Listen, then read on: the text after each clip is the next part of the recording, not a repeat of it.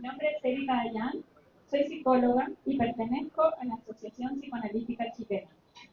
Estoy aquí en representación del equipo del Bar de Freud, que hizo posible este encuentro con sus miles de detalles. Por favor, les pido un aplauso para todo este equipo.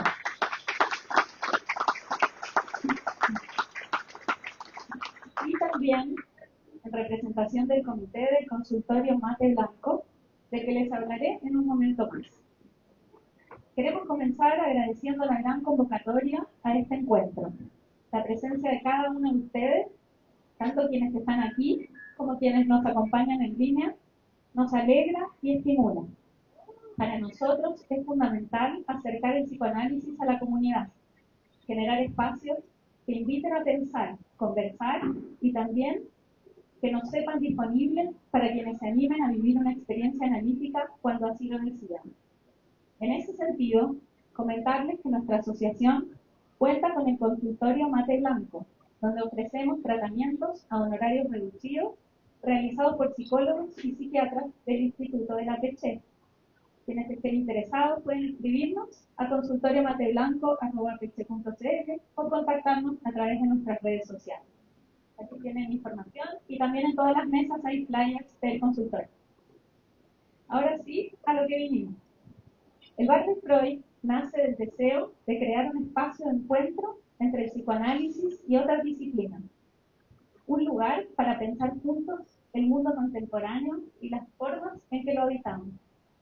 La edición de hoy se titula Inconsciente Urbano, una conversación con la ciudad que nos habita. Nos reunimos para pensar cómo Santiago nos afecta, cómo su transformación, su ritmo y su paisaje despiertan pasiones, nostalgias o indiferencias en quienes la recorremos día a día. En este espíritu, queremos compartir una frase tomada de uno de nuestros queridos invitados que nos inspira especialmente esta tarde. No es que la gente quiera a las ciudades porque son bellas. Las ciudades son bellas cuando la gente las quiere. Esta idea resume el corazón de este encuentro. Las ciudades también son un reflejo de nuestros afectos, de lo que proyectamos y construimos en ellos. Hoy nos acompañan 3 invitados de lujo, a quienes agradecemos profundamente por disponerse de manera tan generosa y entusiasta a participar de este conversatorio. Rodrigo Gendelman, periodista, fundador de Santiago Adicto, un apasionado, amante y defensor férreo de nuestra querida ciudad. Premio de honor del Colegio de Arquitectos 2017. La preciosa frase es suya. Muchas gracias.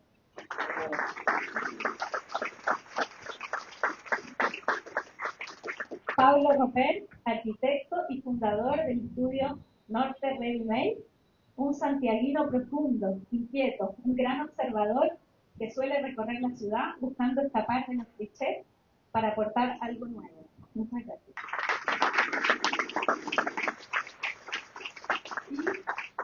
Y el doctor Juan Carlos Almonte, médico psiquiatra y psicoanalista de nuestra asociación, hace años tiene un gran interés por la arquitectura, lo que lo ha llevado a generar grupos de estudio entre psicoanalistas y arquitectos, explorando cómo los espacios que habitamos se enlazan con nuestra vida interior.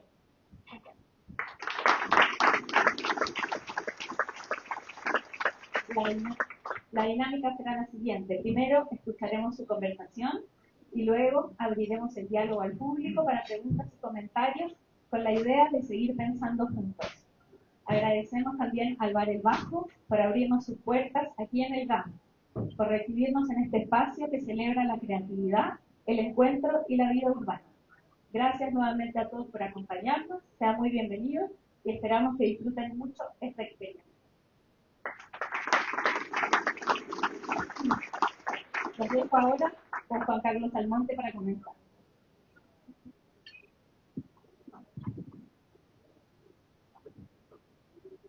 Aló, hola, buenas noches. Muchas gracias por la invitación. Me siento muy, ¿cómo decirlo? Me siento homenajeado por estar junto con estos grandes invitados hablando de un tema que, como decías tú, hace unos 10 años que me ha empezado como a interesar.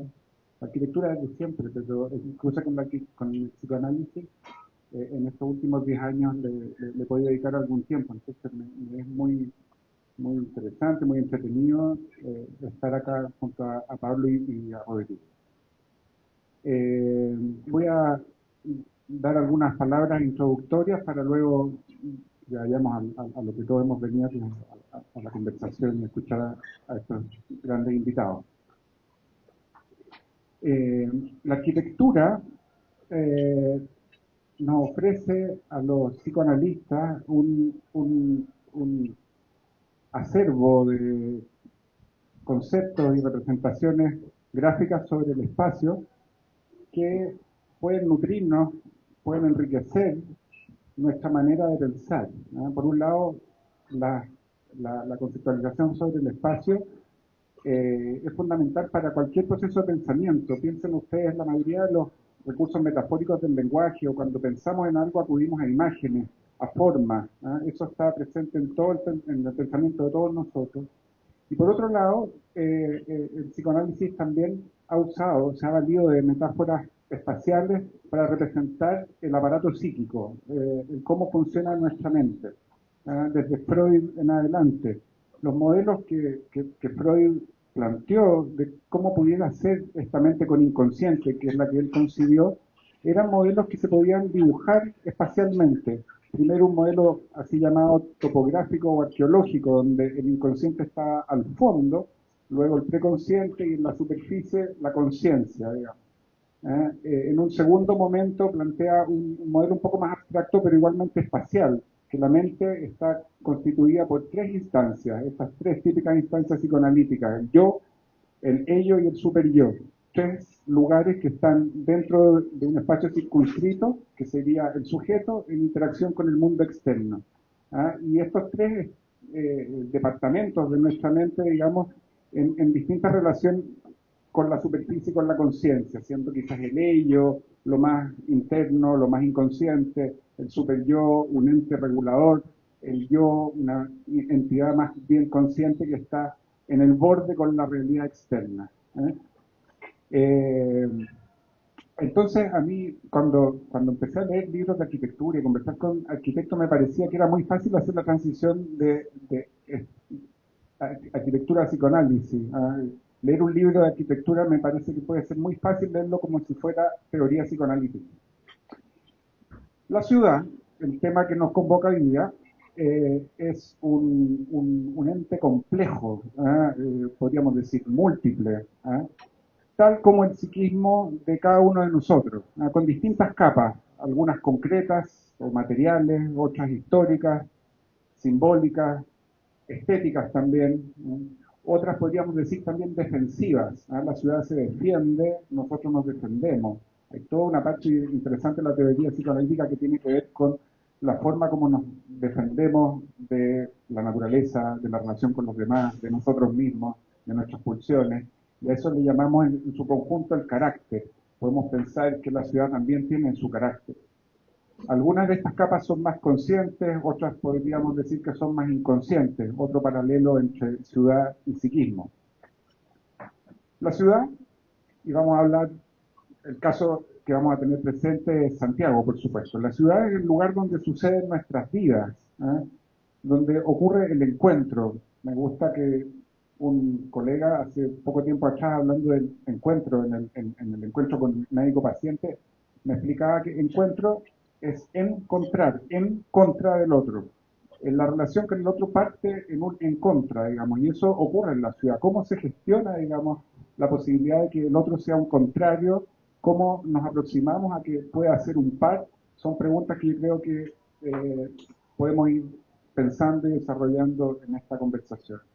Hoy el espacio de la ciudad está en competencia con el espacio virtual. Antes estaba en competencia, antes 1 o 2 siglos atrás y más, con el campo y con el trabajo agrícola, cuestión que hoy día es cada vez menos relevante porque en parte está automatizada también.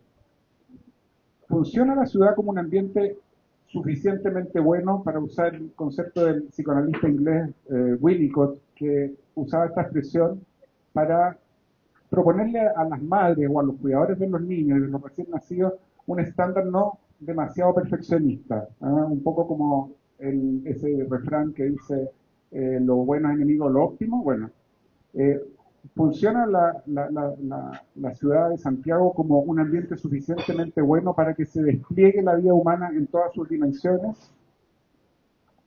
Puede, por otro lado, su crecimiento, pensemos el de Santiago, poco organizado, llevar a lo contrario, a un achatamiento o a una saturación de estímulos que no nos permita momentos de calma, de interioridad y que pueden ser la base como de cualquier tipo de desarrollo.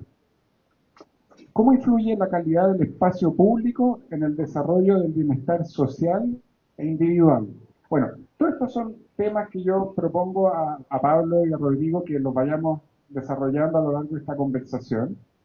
Pero para partir por un punto quizás un poco más personal y que nos podamos conocer entre nosotros en estos terrenos, eh, eh, eh, yo quisiera partir con una ronda, preguntarle a Pablo y a Rodrigo qué es lo que los une con la otra disciplina. En el caso de Pablo, por supuesto, con el psicoanálisis, cuál es la historia con el psicoanálisis. En el caso de Rodrigo, que es periodista, me gustaría preguntarle primero cómo se va vinculando con la arquitectura y la ciudad y con el psicoanálisis, o para decirlo de una forma más amplia, con la psicología, con los aspectos emocionales de la experiencia, los aspectos simbólicos. ¿Cuál es, si es que hay, cuál es como tu contacto con aquello, tu recorrido, qué nos puedes decir de aquello también? Entonces les doy la palabra, si quieres partir Pablo, luego Rodrigo, como quieras. Buenas noches. Como estamos en el bar de Freud, sería una descortesía no partir por él. Me han interesado sus consejos al joven médico en sus obras completas. Hay parte. Es un manual muy práctico de cómo Freud analizaba al paciente.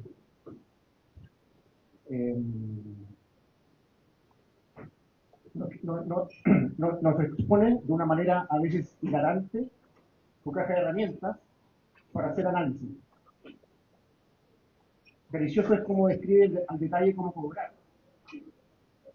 Es increíblemente práctico, útil para cualquier persona y muy contemporáneo. Otra cosa de sus consejos. Me sentí muy identificado en su desdén a tomar notas. Les aconseja tomar apuntes, detalles específicos.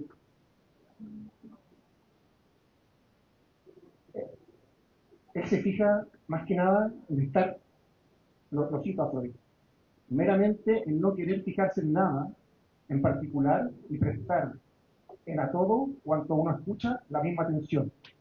Eso me parece muy relevante como para observar la ciudad. En el fondo nos está diciendo que lo bello y lo hermoso y lo feo, lo construido y lo natural, están como al mismo nivel. Es un poco lo que tú ves es como un mecanismo que uno puede sacar del psicoanálisis para ver la ciudad, como observar de manera plana. ¿Ya? Obviamente como diseñador de muebles es insoslayable el diván. Es una cama chica y mitológica, un espacio en sí, diría yo. A Freud le resultaba muy difícil estar mirando 8 horas seguidas a los pacientes. Hay un YouTube muy bueno que se llama Fashion Neurosis, que está su nieta, Vela, y entrevista a varios artistas y jefes de diseño. Y ahí uno puede ver cómo está la gente en el día. Me pareció muy interesante esa entrada también, como del mueble.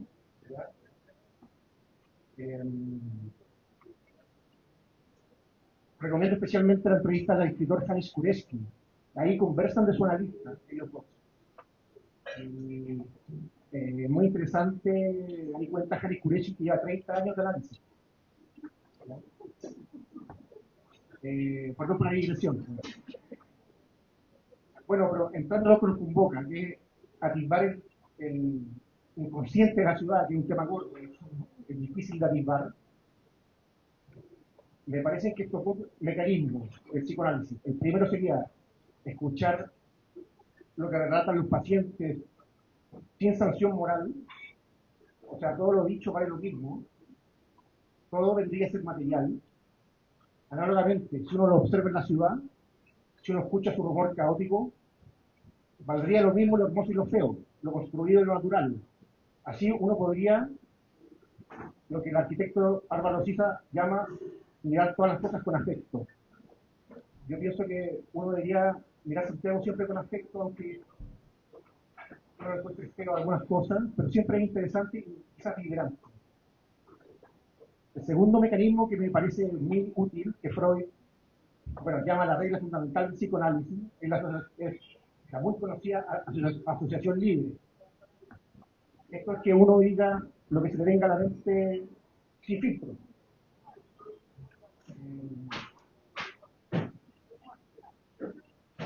Esto me parece quizás lo más interesante, porque así uno podría proponer una libertad para observar. Eso es lo que yo creo que es el punto más difícil de observar con libertad. Y la libertad, como dice César Aira, el escritor argentino, es la libertad de no gustar, de no poner un like, podría ser. Con esta mentalidad uno podría decir como cosas disparatadas de Santiago. Decir, por ejemplo, que me gusta la circunvalación del Vespucio. Por ese mecanismo del psicoanálisis. Entonces, como le hay una vuelta un poco. O decir algo peor, que uno encuentra espantosa la ciclovía, las fachadas continuas, o las plazas. Uno podría pensar, o sea, ese mecanismo uno logra como tener esa libertad. Pensando en esta idea disparatada, en estas ensoñaciones que permiten valorar lo invalorable, lo desdeñable, manejando por la circunvalación a Américo Vespucio, que por trabajo me toca mucho dar la vuelta por la circunvalación, aparece en un paso nivel, en el espacio que deja la vía Caustino Macul, o saliendo del aeropuerto, nuestra montaña. Yo diría que el inconsciente de Santiago es un punto medio entre la montaña y la autopista. Por ahí está. ¿Ya? Habría que darle un dardo y ver dónde llega. Qué misteriosa es la montaña. Y qué misteriosa se ve cuando uno anda manejando por la ciudad. A veces aparece, a veces desaparece. La mayor tiempo del tiempo desaparece. Uno se pregunta qué hay detrás de ella. ¿Qué hay detrás de su cordón montañoso, de su primer cordón montañoso? ¿Está inconsciente Santiago ahí? ¿Qué hay detrás de eso? Si uno lleva más allá estas ideas, de pronto uno podría imaginar que sobre la totalidad de las calles laterales de la autopista, uno construye, por ejemplo, las carreteras. Uno podría hacer, unas viviendas con una línea. ¿Por qué no? Conectadas a IKEA, conectadas a los cementerios, conectadas a funcionamientos. Pablo, te voy a interrumpir un momento porque hay un montón de temas que yo creo que son para que entremos ahí, ¿no? En la cordillera, en las carreteras, en el inconsciente de la ciudad. Dejémoslo ahí en pausa, continuemos para que Rodrigo nos cuente también de su vinculación, como te preguntaba, con la ciudad, con lo urbano, con la arquitectura, y luego, bueno, ¿qué hay con el psicoanálisis? Si es que hay algo, digamos. Muchas gracias primero que todo por la invitación. Yo no estoy acostumbrado a responder, estoy más acostumbrado a preguntar. Soy periodista, de hecho. Me he interesado por la ciudad y por la cultura. He estudiado harto para poder entrevistar a gente muy interesante que admiro mucho, pero siempre desde la mirada de un comunicador que no es ni arquitecto, y en este caso tampoco obviamente psicoanalista, ni psiquiatra, ni psicólogo, pero tengo una relación bastante directa con el psicoanálisis como paciente. Tuve una etapa de psicoanálisis hace muchos años, cuando tenía 25 y ya tengo 56, hace más de 30 años me psicoanalicé 5 años en diván con un psicoanalista que quizás conocen, Juan Francisco Jordán, si no me equivoco el nombre, pila, porque era presidente de la Sociedad Psicoanalista. estamos hablando de 30 años atrás. Así que he pasado por el diván, por lo tanto tengo una... Y todo esto en una época muy confusa, había muerto mi padre de un infarto, yo estaba muy choqueado, tenía 20 y tantos años, y que pedí consejo a un amigo, un compañero de colegio, de apellido Gómbero, hijo de Lucho Gómbero, que ustedes también conocen. Y Lucho le dice a mi amigo Andrés, dile a Rodrigo que vaya donde Jordán. Y yo llegué a donde el psicoanalista sin querer psicoanalizarme, digamos. Así que empecé ese proceso en la familia. Y hoy día también tengo una terapia psicoanalítica un par de veces a la semana, también en diván, pero como son solo dos veces, es una cuestión light, evidentemente. Mi terapeuta quisiera que fuera 3 como era antes, pero yo lo bajé, ha sido un conflicto, un tema interesante, y claro, 4 sería fantástico, pero no hay ni tiempo ni presupuesto. Así que primero que todo hay una relación directa con la terapia. No sé si decir el nombre de mi terapeuta de hoy, quizás si quiera que lo diga, así que después se los puedo contar en persona. Eso por el lado biográfico. Por el lado de la ciudad, mi relación es muy poco intelectual. Además no traje nada preparado, a diferencia de mi compañero de conversación que vino con una relación extraordinaria. Mi relación es súper, no sé, como carnal con la ciudad. Estoy todo el tiempo tratando de abrazarla, de tocarla, de olerla, de mostrarla. Una relación bien, de hecho, adictiva. Por algo este proyecto se llama Santiago Adicto. Cuando partió hace 15 años, era bien raro que alguien se llamara Santiago Adicto, pusiera una cuenta llamada Santiago Adicto, porque todo el mundo hablaba de Santiago. Ese era el hashtag que predominaba en Twitter en esos tiempos, Santiago. Y básicamente yo empecé a usar el hashtag Santiago Adicto para mostrar algunas cositas que me parecían bonitas. Yo estaba muy convencido, y hasta el día de hoy lo estoy, de que vivía en una ciudad que era mucho más interesante de lo que la gente decía y pensaba. Después con el tiempo me di cuenta que la gente en realidad, la mayoría no conoce Santiago y habla desde la ignorancia, desde el prejuicio, eh, etcétera. Pero viene una cosa medio obsesiva. Bueno, finalmente me doy cuenta que mi vida ha sido ir cambiando las obsesiones y cambiando las adicciones. La mayoría han sido, hacen bien, antes era con la música, era un comprador compulsivo de discos, me dedicaba al periodismo musical, llegué a tener casi 5.000 CDs, así que no envejecen también como los vinilos, es más cool decir tengo una colección de vinilos, bueno, mi colección es de CDs, no, no es muy sexy, pero tengo ahí casi 5.000 discos en mi casa, eh, y bueno, dejé la música en algún momento y me metí en la ciudad. Entonces mi vínculo viene de la obsesión, viene de la adicción. Yo necesito desesperadamente caminar por Santiago 2 o 3 veces a la semana. En este momento, de hecho, estoy con un dilema, porque la semana pasada me robaron el teléfono en la calle, me quitó en moto, yo traté de correr, no sé para qué, pero el reflejo que uno tiene me desgarré. Entonces ando con un dolor que me recuerda todo el tiempo que me asaltaron en un barrio precioso del centro de Santiago que se llama Pintino Paso, que es un conjunto de casas blancas de Luciano Kuczewski, maravilloso, donde nunca parece que había pasado nada, y tuve la mala suerte de ponerme ahí a sacar fotos, y bueno, pasó un tipo en moto y hizo lo que sabe hacer profesionalmente, y eso me tiene como conflictuado, ¿no? Porque me dedico a hablar de Santiago, a tratar de romper los prejuicios, a que la gente vaya al centro, y claro, que te roben el teléfono en el centro, digamos que me deja en un espacio complejo. Pero eso, la relación con la ciudad es carnal, es adictiva, es de caminar, es de conocer, es de recorrer, es de vivirla. Creo que poco intelectual y muy física.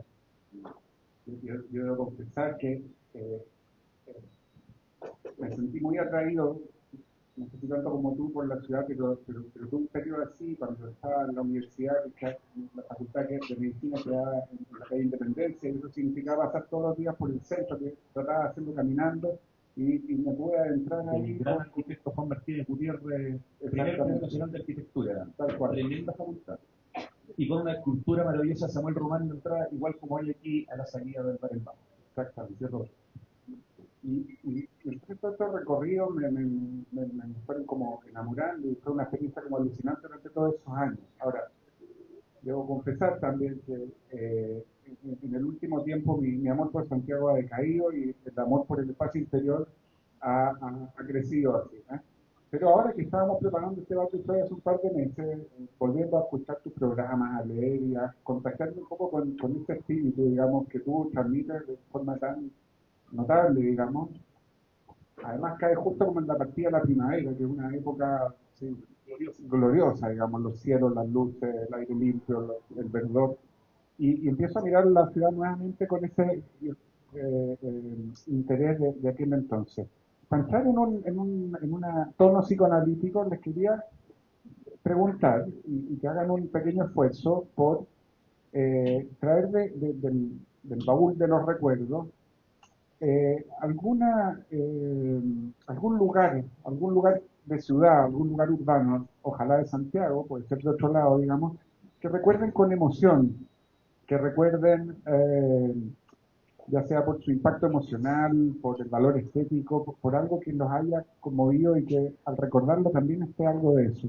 Podría ser un lugar de algún sueño también, ¿no? Eh,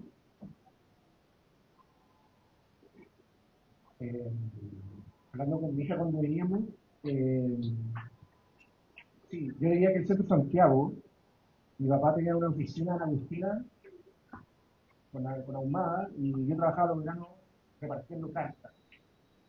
O sea, conocí todo el centro de Santiago a los 17, 18 años, eh, todos los cafés, todos Diana, eh, todo, ya una gran libertad, ya todo caminable, muy agradable, no se perdía en la tarde, estaban estos edificios como sólidos. Eh, mi papá me llevaba a un lugar extrañísimo, había como decirle feliz Navidad a los clientes, entonces, era toda una cosa mezclada y con esta ciudad como que uno recién conocía. Y mira que es de Santiago, la cuadrícula de Ahumada con Huérfano, todos estos lugares son muy queridos para mí. ¿Cómo pensar, por 17, 18 años, encontrarte con el centro, como ese impacto de un lugar que no es muy ingenuo, ¿ah? Los cafés, el Diana, qué sé yo, ¿ah? Como, pero la fascinación también con todo eso que puede ofrecer una ciudad tan grande como esta. Pues digo, me hiciste transportarme a los 15, 16, cuando hacíamos cimarras en el colegio, pero bien hechas, digamos, organizadas, con un gran amigo, y mi colegio estaba en José Pedro Alessandri, con Grecia. Entonces nos tomábamos una micro, nos íbamos al centro. Mi amigo tenía un padrastro que tenía un lugar donde se enmarcaban cuadros. Entonces ahí entrábamos en una cosa como un vínculo ahí con los vendedores que nos conocían, nos cambiábamos de ropa, llevábamos ropa de cambio, dejábamos el uniforme en la mochila guardado en la tienda. Esto estamos hablando en los años 80, y nos íbamos a deambular por el centro de Santiago. Y nos metíamos en el cine, no era triple X, porque no daba para tanto, era como una X y media. Nos metíamos al burguerín a comernos, bueno, ustedes son muy jóvenes, pero los que son de mí, yo tengo 56, por lo tanto tengo ciertos recuerdos que gente de 10 años menos no tiene, pero existía el burguerín, que era como el McDonald's, el Burger King de hoy día, y había una cosa que se llamaba salad burger, que tú comprabas como el pan con la carne y hay te ponías por el coleslaw, tomate, un montón de cosas. Hacíamos una hamburguesa gigante y con eso teníamos energía para andar el resto del día. Entonces veíamos películas, caminábamos por el centro. Entonces el centro, claro, es un lugar que ha estado muy presente en mi vida, como un lugar muy entretenido, como un lugar lleno de espacios de entretención, donde yo voy a jugar, yo sigo yendo a jugar al centro, a meterme al Centro Cultural La Moneda, a ver la arquitectura de Cristiano Undurraga y a ver qué muestra, cuántas muestras hay al mismo tiempo, eh, a vivir, de hecho, al GAM. Este es un lugar, tú hablabas de las capas en algún momento, este es un lugar, el Centro Cultural Gabriela Mistral, donde estamos ahora, una cantidad de capas de historia y en tan poco tiempo. O sea, este lugar se levantó el año 72 para la UNCTAD 3, que fue un evento muy importante que se hizo en Chile. Se levantó en menos de 300 días, y tuvo una historia impresionante en el gobierno de Allende. Vinieron cientos de personas o miles de personas de todo el mundo. Se iba a destinar a un espacio cultural. Después fue el golpe de Estado y la dictadura decidió que este iba a ser el lugar del poder ejecutivo. Después siguió siendo el espacio para el Ministerio de Defensa. Se quemó el año 2006 y ese incendio, que de los pocos que hay que agradecer, permitió que se reconstruyera una parte y se transformara en un centro cultural como el que estamos hoy día. Entonces estamos en un espacio que habla de la historia de Chile. Tengo una pregunta para ti. ¿Por qué no se termina? ¿Por qué no se termina qué? El centro cultural. Muy buen punto. De hecho, ¿Por qué no habla de nuestra capacidad para no terminar o para... es un buen punto. A mí me tocó ser parte del directorio del GAMA hace un tiempo, hace un año y medio que ya dejé de serlo, pero efectivamente hay una segunda etapa, que es donde está el teatro, que es un teatro para 1.800 personas, que es algo que no hay en Santiago, un teatro de esas características, y está en proceso. ¿Por qué? Porque quebró la constructora y después hubo que hacer una normalización, que es un tema que se hace, que tú sabes, con los arquitectos, y ahora está todo dispuesto para que se vuelva a tomar el proyecto, que va tiene como un 50%, que es lo que quedó. Pero sí, es parte un poco de nuestra forma de hacer las cosas a veces a media, pero es impresionante las cantidades de capas de historia que tiene un solo lugar en Santiago como este. Bueno, este también es un lugar al que se puede ir a jugar, a entretenerse, a mirar tantas cosas bonitas. No hay que entrar a una función de teatro necesariamente, aunque es espectacular, pero hay tantos lugares para seguir haciendo la cimarra en Santiago. Pensar el descubrir esta ciudad, lo que nos contabas tú, Pablo, el jugar en la ciudad o el tomarla como un lugar de aventura también, ¿no? Como todas estas aventuras de descubrir la vida adulta, podríamos decir. Hay una gran libertad en esa edad. Pues. O sea, cuando uno, claro, es solo esa edad. Eso pasa solo a esa edad. Después tiene fecha de caducidad. Bueno, una edad donde la capacidad quizás como de jugar con estos juegos de adultos, de imaginar también, como de proyectar tal vez en cierto grado la ciudad como un lugar donde se pueden proyectar los intereses personales, las fantasías de una. Eh, yo estaba pensando a propósito de eso, ¿cómo ven ustedes que está la capacidad del santiaguino de soñar su ciudad? Eh, de poder imaginar y proyectar hacia adelante. Yo pensaba que, o lo leí por ahí, no me acuerdo, que todos llevamos una ciudad utópica, a la que podríamos avanzar, a la que podríamos llegar, a la que sabemos que nunca vamos a ir, pero que podría ser parte de una construcción de qué es lo que necesitamos, de qué es lo que queremos. Yo pensaba que todos estos ejemplos que están nombrando tienen mucho que ver con transformar esa ciudad en algo así.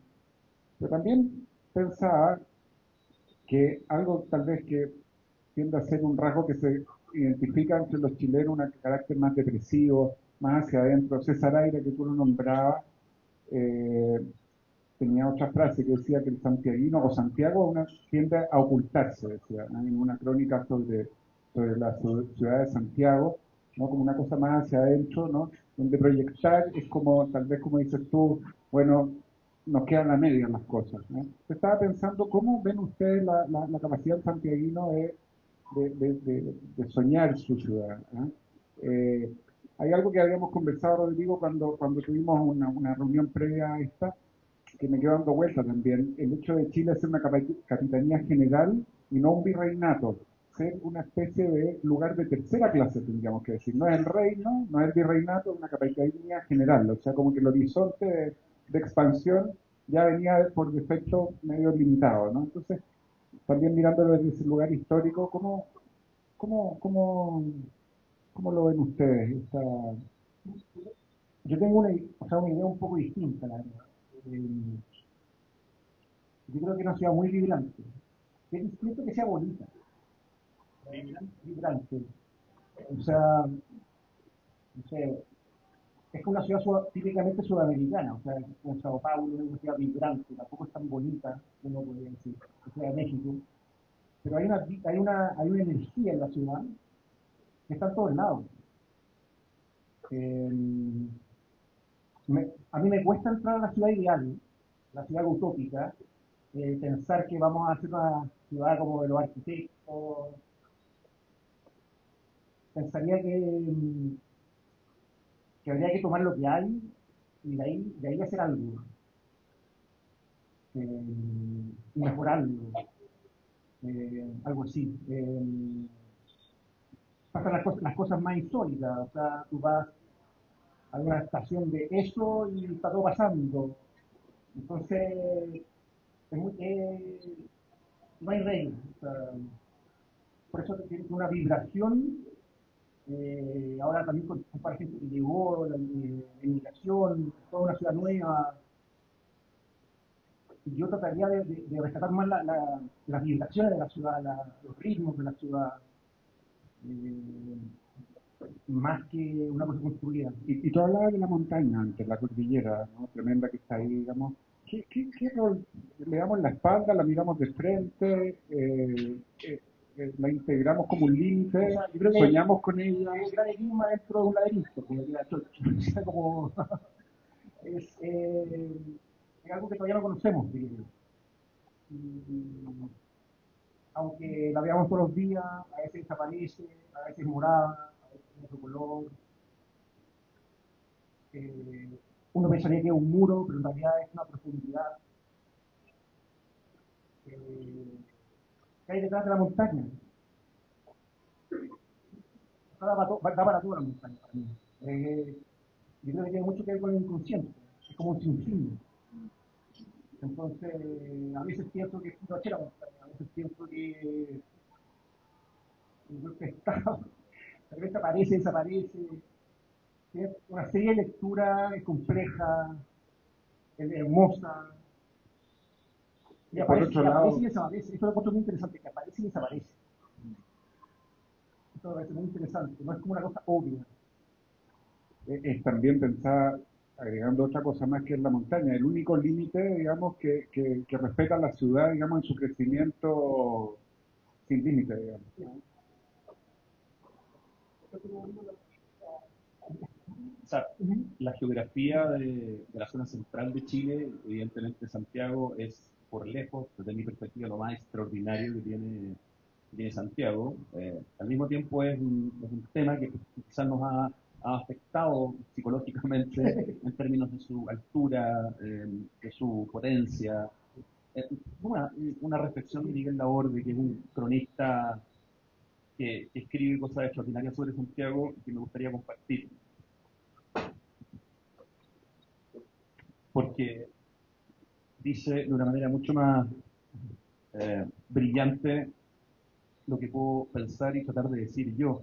Miguel Laborde dice que el brutal desnivel de 6.000 metros entre cordillera y mar nos deja atónitos.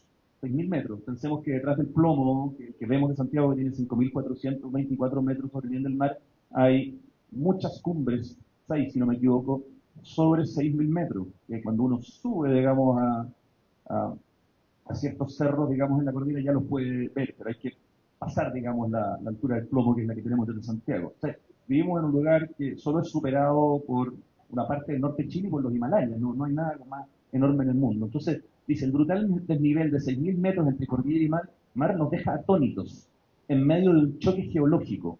Habitantes de un valle tajeado y erosionado por la montaña y sus ríos, somos casi un obstáculo. Pisamos sobre 400 metros de relleno, arriba y muy lejos de la roca madre, del piso originario que quedó cubierto allá abajo hace millones de años. Alguna vez, el océano golpeó incesante los cerros de la Arrayán. Nuestro valle era submarino. Por suerte fue cubierto por las erupciones, una y otra vez. Así el agua pudo reptar más alto, sortear la cordillera y la costa, llegar al mar. Si no, habría quedado el llano de Mapocho transformado en un gran lago. Casi fuimos fondo de mar, casi fondo de lago.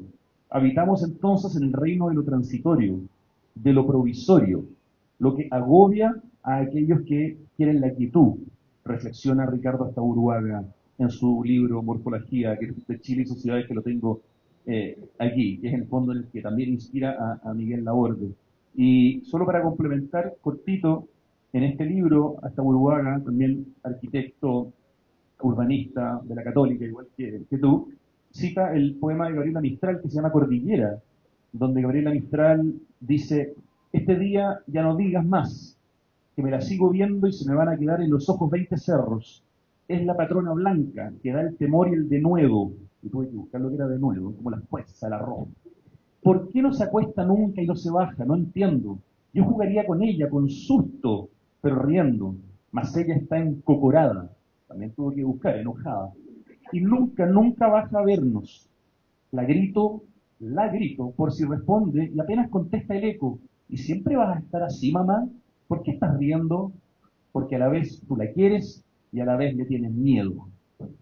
Yo creo que esas reflexiones, la reflexión de Miguel Laborde y en la poesía de Gabriela Mistral, nos muestran cómo la cordillera nos impacta en nuestra forma de ser, en nuestros miedos, en nuestra idiosincrasia, en vivir en algo que siempre es medio transitorio porque se está moviendo. Y los volcanes y los terremotos nos lo recuerdan constantemente. Eso nos forma psíquicamente, ¿no? Es como respeto, admiración, miedo, ¿no es cierto? Son las cosas que aparecen como una experiencia muy emocional. Cuesta quizás ponerle palabras, hay que ir a buscar esas notables registros para poder pensarlo con palabras y no solamente con la experiencia emocional que seguramente a todos nos impacta. Y hace una conexión con lo sísmico también, ¿no es cierto? A propósito de esto, y con el miedo. ¿Ah? Lo sísmico que tal vez tiene la gracia de ser un miedo que nos une. ¿Ah? No es una persona la que está detrás de ese miedo, es una cosa más grande que eso, distinta, digamos. Y cada vez que hay un terremoto estamos durante años pensando, soñando y generando un sentido de comunidad en torno a esos eventos. Porque una de las cosas que yo creo que también es interesante pensar es la ciudad de Santiago, cuánto nos invita a formar comunidad o nos repele. El miedo y el susto parece que hoy día una de las emociones protagonistas en la experiencia de los ciudadanos al ir a las ciudades, eso lo muestran las entrevistas, qué sé yo, las encuestas. Es una emoción que hoy día está en alza, digamos, y que lleva a ponernos a todos, y sobre todo quizás a la autoridad y los discursos oficiales, al servicio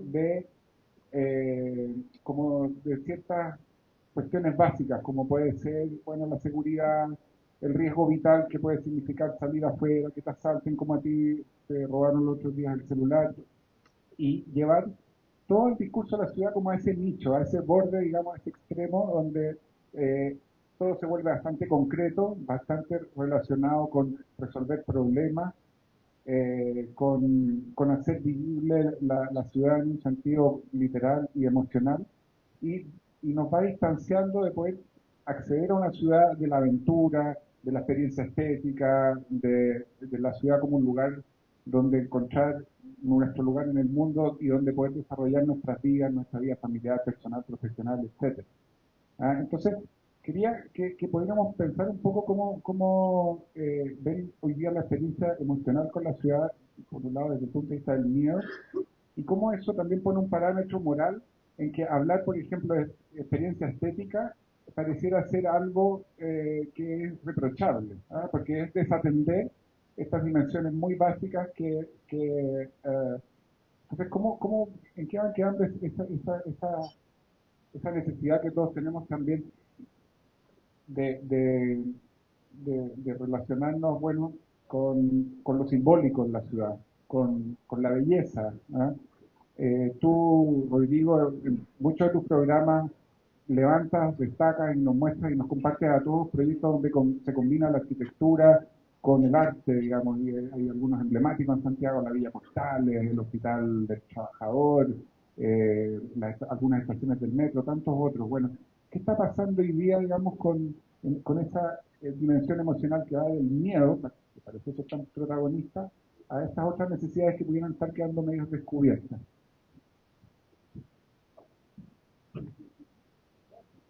A ver, voy a pensar y hablar así como cuando uno está en un diván y tiene que ir tirando lo que está en la cabeza, ¿no? Estoy pensando en un ejemplo reciente, la restauración de la escultura de la fuente alemana, para diferenciarla de la antigua fuente, que ya no se llama fuente alemana, que está ahí al ladito y que se llama así por la fuente alemana, que es esta donación que nos hizo Alemania para el centenario, que es una escultura extraordinaria, que estaba absolutamente vandalizada y que durante un año y medio, casi dos, estuvo cerrada al público con un cierre perimetral, se restauró, se fue increíble, y lamentablemente se inauguró el día antes del 18 de octubre, una cuestión bastante sin sentido, por lo menos desde mi perspectiva. O sea, el 17 de octubre, después de 2 años de cerrada, se abre a la comunidad, cuando era obvio que el 18 iban a pasar cosas. Y efectivamente el 18 la vandalizaron de nuevo. Me acuerdo que hizo una publicación justamente el 17 en Santiago de Edicto diciendo, escucha, ¿por qué la inauguramos el día antes? ¿Por qué no esperamos al lunes? Y después al día siguiente mostramos la vandalización. Y claro, había cientos de personas criticando a la gente que había vandalizado. Pero también había muchas personas, y esto es bien interesante porque han pasado 6 años y el estallido no, de alguna manera, yo le digo estallido, no sé si es la palabra más correcta hoy día, pero cada uno que le diga como quiera a esta altura. Mucha gente que volvía con este mismo argumento que fue muy fuerte, digamos, en 2019, en 2020, 2021. ¿Qué te importa el monumento? ¿Qué te importa que lo rayen cuando hay gente que perdió los ojos? Chuta, y claro, obviamente todos tenemos una empatía por cualquier persona que perdió la visión de un ojo más encima de dos. Pero esta misma pregunta yo me la hacía, y era compleja, ¿no? En tiempos del estallido, no podemos hablar de dos cosas, solo tenemos que hablar del blanco, no podemos hablar del gris. O sea, solo el tema era absolutamente taxativo. No hablemos de belleza, no hablemos de patrimonio, no hablemos de vandalismo. Lo único que importa es lo otro. Yo no creo que eso sea así. Yo creo que importan ambas cosas.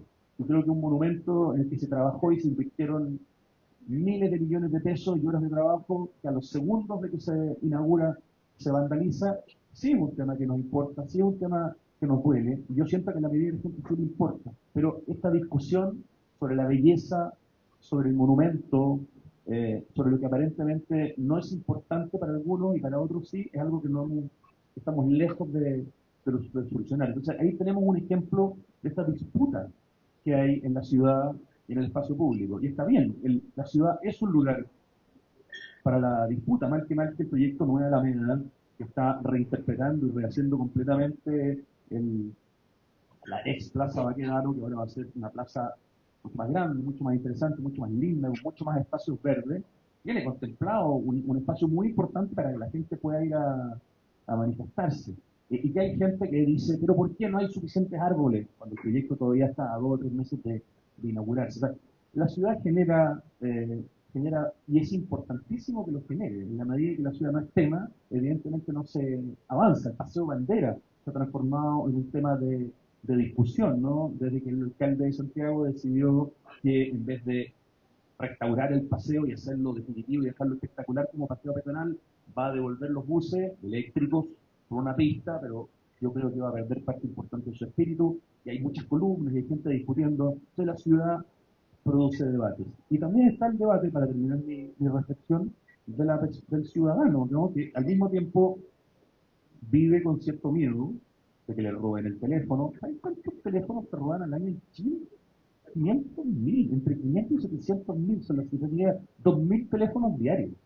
Entonces, yo pensaba, de hecho esto me pasó a mí, me había pasado además 13 meses antes en el metro, me lo habían sacado de un bolsillo, esta es mi segunda vez. Si hay 500.000 teléfonos que se roban al año, hay 500.000 impactos, ¿no? Es que o te lo sacaron con una moto, o te amenazaron con, no sé, con una pistola, o te lo sacaron del bolsillo, y somos muchos miles de personas que enfrentamos una sensación de vulnerabilidad, de vulneración, ¿no? No nos pasemos a hablar de los portonazos y de todos los otros temas. Es un tema tremendamente importante, pero al mismo tiempo tenemos estas experiencias complejas de la ciudad, pero también pasan cosas como el Parque Mapocho Río. Es un parque que se inauguró el año pasado, que mide 9 kilómetros de largo, tiene más de 50 hectáreas, es una joya y está al lado del río Mapocho, en las comunas de Cerro Navia y Quinta Normal. Básicamente era el vertedero que veíamos cuando veníamos del aeropuerto por la costanera norte, mirábamos al otro lado del río, en la costanera sur, y veíamos un vertedero eterno que nunca terminaba. Todo ese vertedero era un parque, era el parque más caro de Chile, y lo digo con felicidad porque es un parque que ya me habría interrumpido mi psicoanalista, me habría dicho, pacto. ¿Por qué estamos hablando de pacto? Bueno, pero ahora no lo vamos a hacer. Solo para terminar, el parque más caro de Chile, con mucha infraestructura urbana. Dijiste parto. ¿Dije parto? Yo pensé que... no me lo complico más. Y eso es algo maravilloso. Entonces, pasan cosas extraordinarias. La restauración del Palacio Pereira, que es un lugar increíble. Si no lo conocen, por favor, vayan. Está abierto todos los días. El Parque Mapocho Río. El barrio cívico de Santiago, que es una maravilla. Está en un estado espectacular. Hay tantos lugares increíbles que están abriendo. Está lleno de parques esta ciudad. Lo que ha pasado en los últimos 35 años en Santiago ha sido notable. Transporte público, somos la segunda ciudad del mundo después de China con más buses eléctricos. O sea, Santiago hoy en día tiene más del 50% de su flota eléctrica. Tenemos un sistema, perdón que me extienda, pero de recolección de aguas servidas del río Mapocho, donde se invirtieron más de $1.000 millones hace 15 años. Y hoy día las aguas del Mapocho están libres de aguas servidas, llegan a unas plantas de tratamiento que tienen economía circular y eso se transforma en energía limpia que alimenta las mismas plantas. O sea, tenemos un metro que es de nivel, por lo menos, no, latinoamericano mucho más, de nivel mundial, nuestro metro. O sea, tenemos muchas cosas de las cuales podemos estar orgullosos y al mismo tiempo tenemos miedo de que nos roben el teléfono. Entonces, hay complejidades. Finalmente, vuelvo a lo mismo. La ciudad es un espacio de disputa, es un espacio complejo, con cosas maravillosas, pero también con cosas complicadas a las que tenemos que enfrentarnos.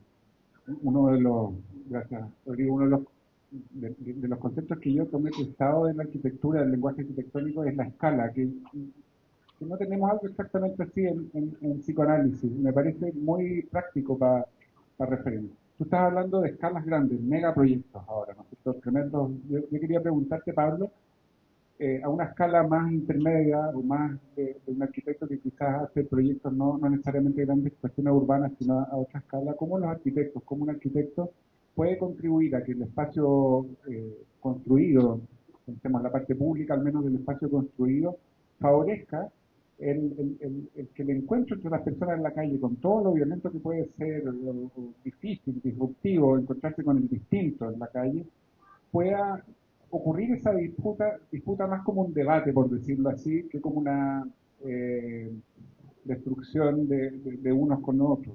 ¿Cómo puede favorecer el trabajo de un arquitecto en el espacio público eh, esta generación como de comunidad, más allá de la que yo me refería a propósito de los terremotos en Chile? Yo diría que uno como arquitecto debería apuntar a trabajar en una comunidad. Eso sería como para mí lo ideal. Sentir una comunidad que puede ser su cuadra, puede ser, porque yo por lo general trabajo con 4 cuadras a la manzana. Yo creo que eso sería como, eso es como posible. ¿Ya? Eh, Y como en otros lados está el médico de la zona, claro, como el barrio. algo como, claro, algo como el arquitecto del barrio.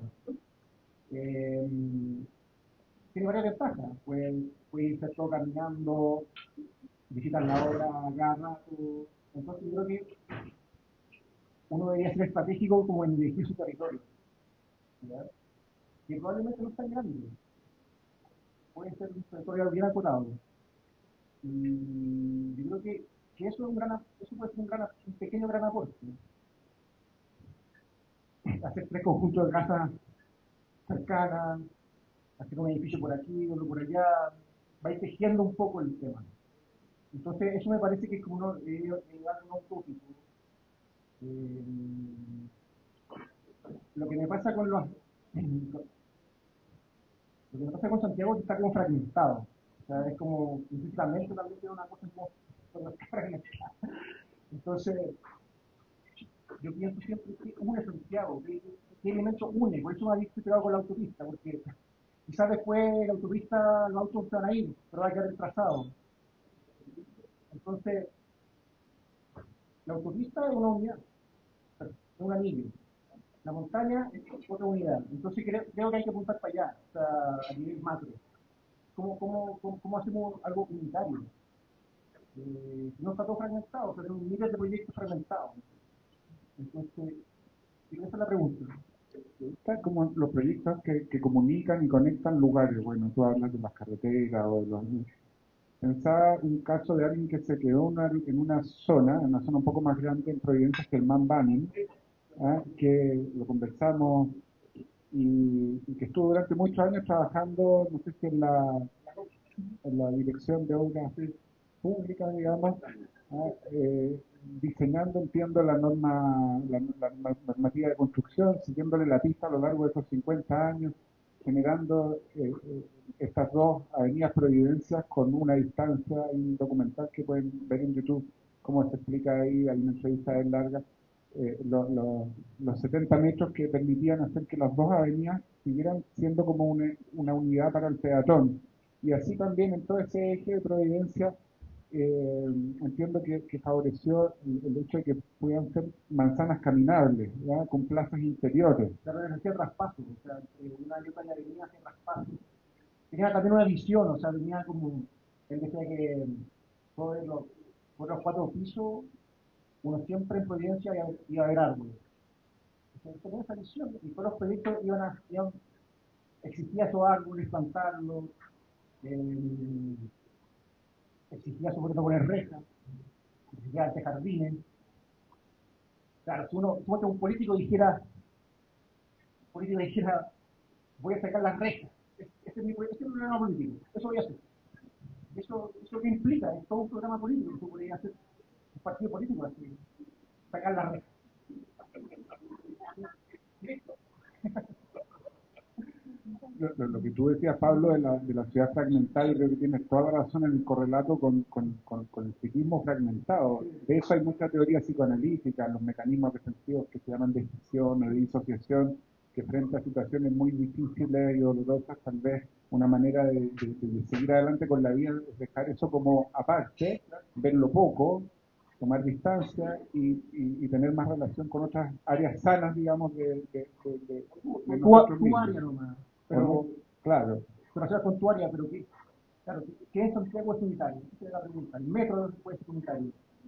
Permíteme complementar una cosita para Rodrigo, porque leyendo tus columnas, en mi turno, leyendo las columnas, escuchando tus programas, hay muchas veces que tú llevas para arriba algún hito de la ciudad o algún lugar que lo transformas como un hito del cual se puede hablar un programa completo y resulta ser súper interesante. Hay otro paralelo con el psicoanálisis y con lo que decías tú en la introducción también, ¿eh? Esta cosa como de llegar de repente a algo que era algo secundario y ponerlo en un pedestal y por un rato mirarlo con una mirada amplia, qué sé yo. Bueno, eso es parte del trabajo de la Asociación Libre en su función quizás como terapéutica, de ir conectando estas áreas que están fragmentadas. Bueno, lo que quería agregar también, Rodrigo, es si Santiago es acaso una ciudad como de hitos, ¿y qué pasa tenemos que ir recorriendo uno y otro, qué pasa en el recorrido, digamos, ¿no? Si bien hay ciclovías, hasta el metro y todo eso, pero tenemos que cerrar los ojos, escuchar la música y ocultar. Es una ciudad que en su retícula, digamos, en sus conexiones, también nos ofrece algo en lo que podemos estar como conectados con esto. ¿Cómo lo ves tú? Primero, quiero complementar lo que estaban conversando de la fragmentación.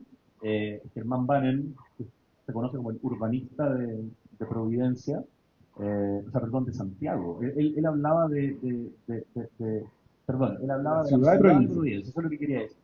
Germán Bannen veía a Providencia como una ciudad. Cuando él se hace cargo de este proyecto, Providencia recién, digamos, comenzaba, faltaban muchos servicios. Lo primero que hace Germán Bannen es poner una notaría. O sea, hacer todos los esfuerzos para que llegue una notaría a Providencia. No es una notaría. Bueno, claro, es traer un servicio básico. Él quería que la gente en Providencia no tuviera que necesariamente ir a la comuna de Santiago a hacer el trámite. Entonces trae la notaría. Y la notaría trae entonces oficinas. Y las oficinas traen comercio. Y empieza este círculo virtuoso que hace que Providencia hoy día sea una comuna fantástica en términos de equipamiento cultural, económico, etcétera.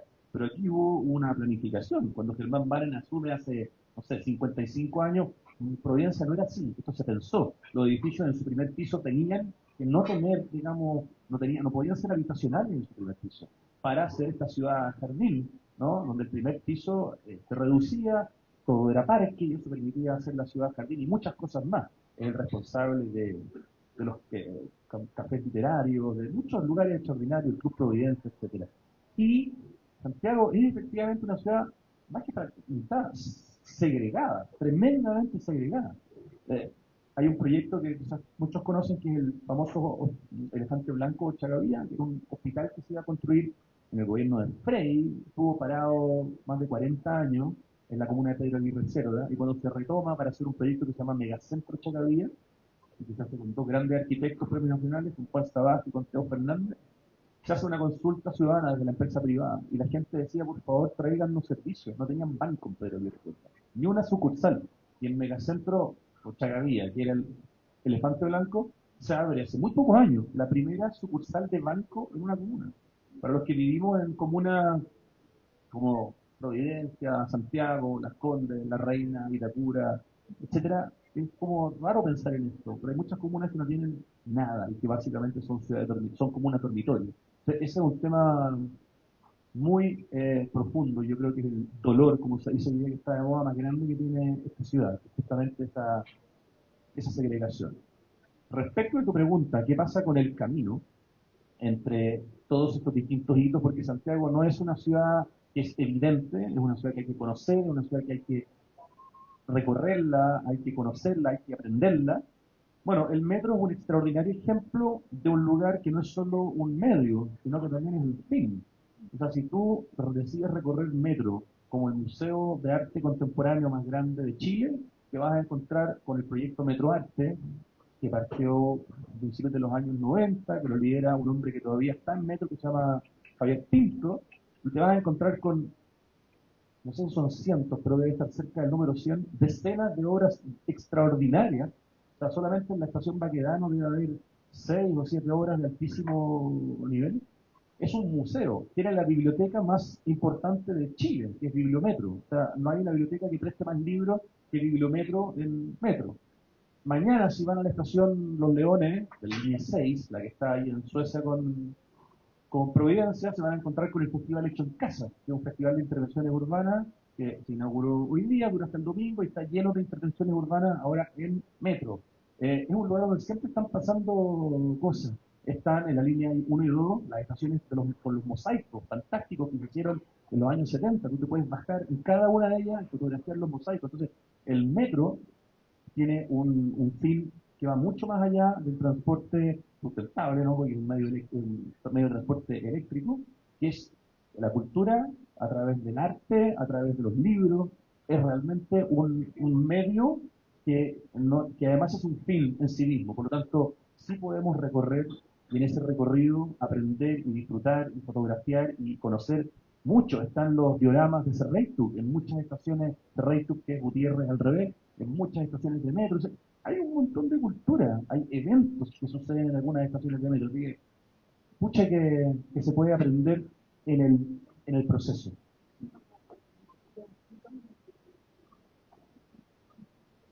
Perdón, 5 minutos para tener preguntas. Ya. Eh, a propósito del moverte por la ciudad, el metro estaba hablando tú.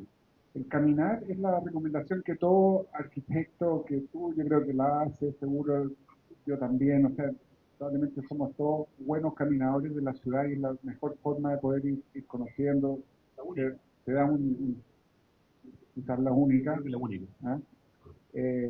Ahora pensaba, bueno, estos días me pasó, hace un par de semanas atrás, yendo todos los días camino de mi casa a mi oficina, a mi consulta, y voy con el tiempo más o menos justo, voy con el objetivo en mi cabeza de llegar a la hora, ¿ah? Voy bastante ciego a lo que voy mirando en la ciudad, ¿ah? Y camino por Pedro Valdivia, que es una de las calles más lindas de la ciudad, ¿ah?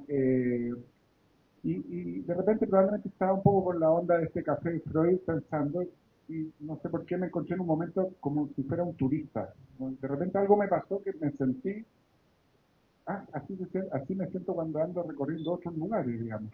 No entendí muy bien qué es lo que estaba pasando, pero me di cuenta que empecé a mirar las calles, los árboles, las cuestiones como con la sensación de lo ajeno, con una cierta distancia, con un placer también, ¿eh? Probablemente me di cuenta que tenía, no sé, 10 minutos de sobra o algo así, no tengo idea. ¿Ah? Y pensaba, bueno, una cosa es el recorrer, el caminar, y el otro es algo que tiene que ver con el ser turista, con esta palabra de poder de planear por la ciudad, de recorrerla con cierta libertad, de ir inventando y descubriendo nuevos recorridos para llegar de un lugar a otro. ¿Ah? Eh, eh, ¿qué, qué, qué hay en eso del ser turista, pensaba yo? ¿Ah? Como me gustaría que lo conversáramos un rato, o cómo lo dirían ustedes, ¿ah?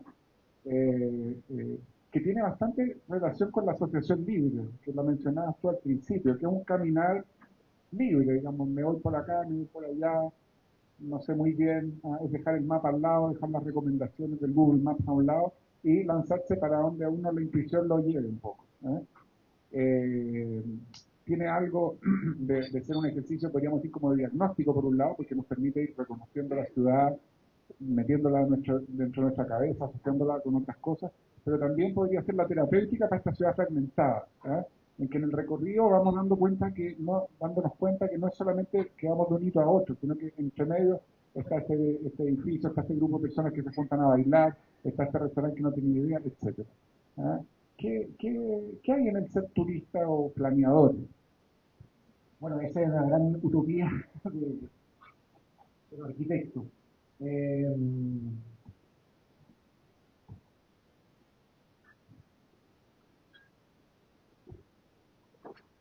yo creo que mm, no sé, es difícil la pregunta, es difícil la pregunta. Eh, bueno, la otra vez estaba en esa onda, estaba por acá, estuve metido en un concurso ahí de la Plaza Italia, o sea, de Plaza Dignidad, Plaza Italia, y iban a poner era una discusión sobre el pinto. ¿Qué hacer con el pinto? Estaba el pinto vacío y el concurso que después se suspendió. Era qué hacer con el pinto. Entonces estuve recorriendo toda esta zona por 3 meses y que era difícil hacerlo. Era una cosa casi imposible. No había continuidad. Yo creo que tiene que ver con la continuidad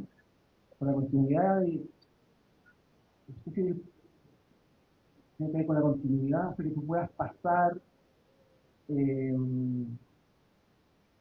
después. Es muy importante que hayan como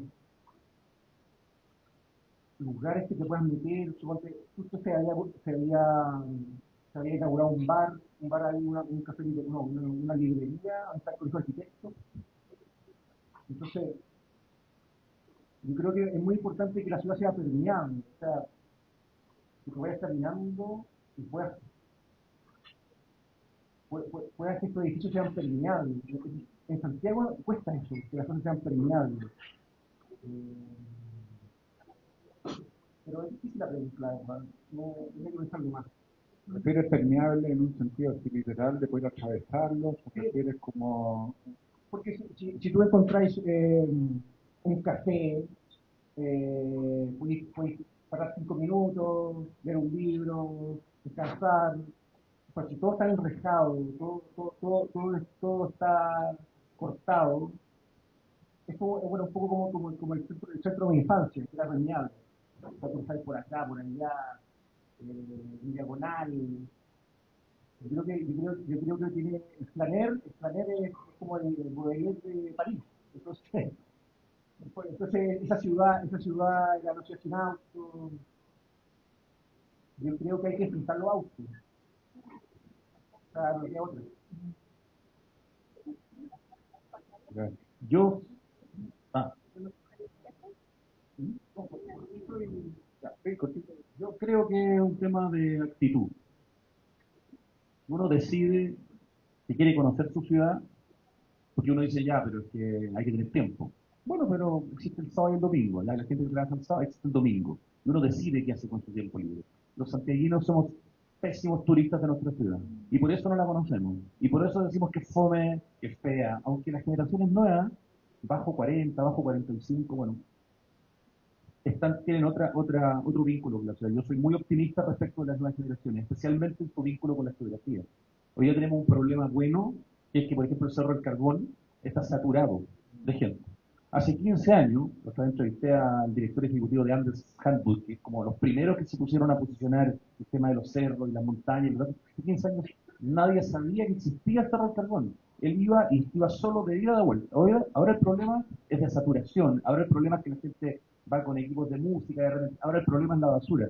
Pero es un problema maravilloso, porque la gente está llenando los cerros y también la gente está caminando más por las ciudades, a pesar de que el tema de la seguridad es un tema que afecta. Yo siento que hay un tema generacional que cambia, pero tenemos que ser más turistas. No podemos ser tan inconsecuentes de darle tiempo a caminar por Cancún, que probablemente además de las playas no tiene nada interesante, y no conocer nuestra propia ciudad que está llena de cosas. Yo creo que es actitud y creo que me he puesto y si uno se pone en ciertas metas, como ciertas zanahorias, esto se hace mucho más entretenido. Yo partí caminando por Santiago buscando escultura.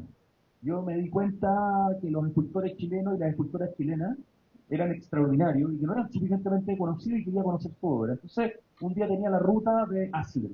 Entonces me tocaba ir a Renca porque había una escultura de Federico Asler en un conjunto de vivienda social que hizo Elemental, la oficina que lidera Alejandro Aravena, y así, iba buscando obras de Samuel Romano, obras de la Marta Colvin, obras de la Lili Garafulich, en distintas partes de la ciudad. Y uno se puede armar recorridos con las esculturas, si te gusta, con los árboles en primavera, los ceibos, que a mí me vuelven loco, que son estos árboles con flores rojas. Entonces te puedes ir a la calle Cacamen, que hay 100 ceibos, a mirarlos, a contarlos, a fotografiarlos, buscar ceibos en las distintas partes, o los jacarandá, no sé, buscar café, buscar lo que sea, pero ponerse como ciertas zanahorias en términos de hoy día voy a buscar esto, y cuanto uno más encuentra, más te dan ganas de seguir encontrando. Y finalmente termino diciendo que cuando uno camina por la ciudad y es turista, la ciudad te hace unos regalos increíbles. Siempre aparecen cosas nuevas e incluso en los mismos lugares por los que uno ha pasado. Pero si uno está atento, si uno está con los ojos abiertos, si uno está mirando arriba y abajo, uno descubre algo y dice, esta vez tuve regalo. Siempre tienes regalo. La ciudad te hace regalo, tú le das espacio. Gracias.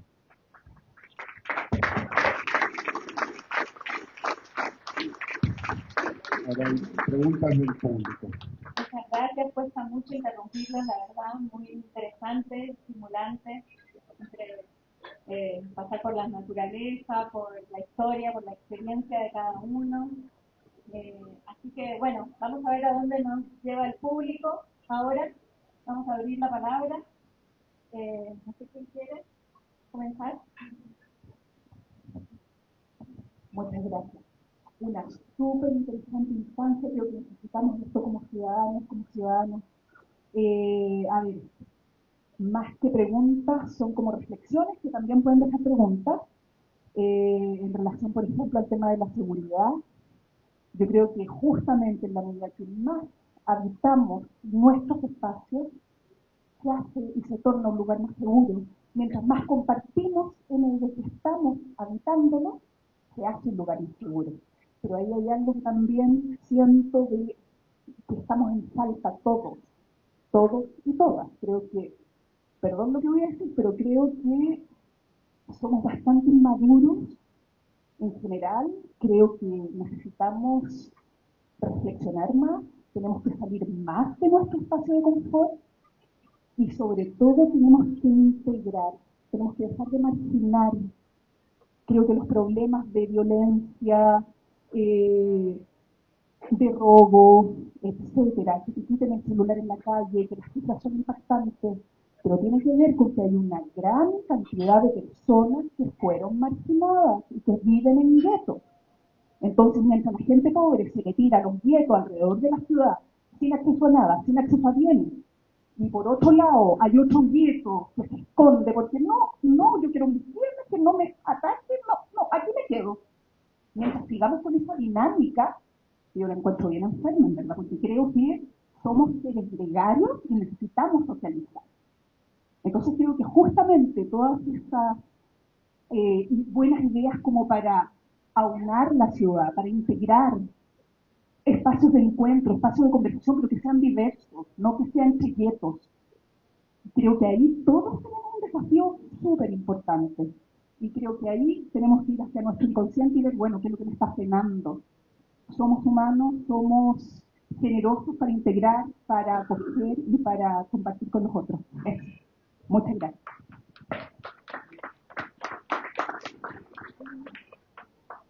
¿Alguien más?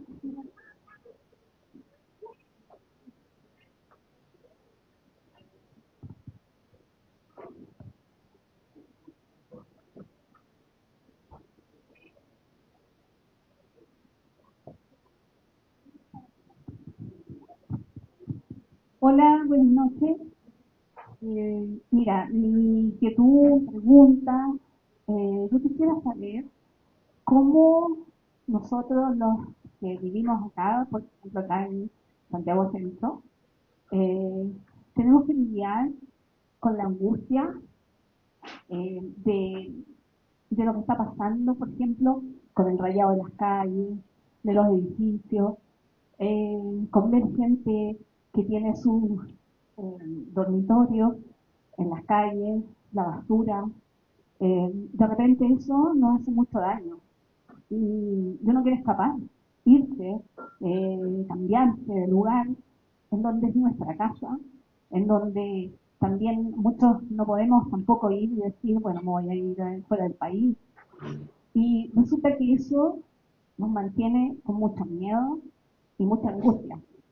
Eso es mi consulta, ¿cómo lo hacemos para lidiar con esto?